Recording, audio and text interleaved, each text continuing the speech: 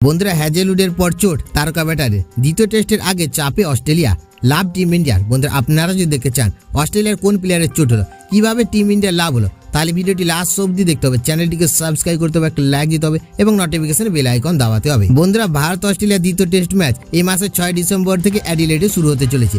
অস্ট্রেলিয়ার দল বড়সড় ঝটকা খেয়েছে দিন রাতের এই টেস্ট ম্যাচ শুরুর আগে, কারণ তাদের দলের তারকা বোলার জস হ্যাজেলউড চোটের কারণে বাদ পড়েছেন। সিরিজের বাকি ম্যাচগুলি খেলতে পারবেন কিনা জস হ্যাজেলউড তা নিয়ে সন্দেহ রয়েছে। বন্ধুরা আর এরই মধ্যে অস্ট্রেলিয়ার দলের আরেক তারকা প্লেয়ার চোটের খবর প্রকাশ্যে আসছে।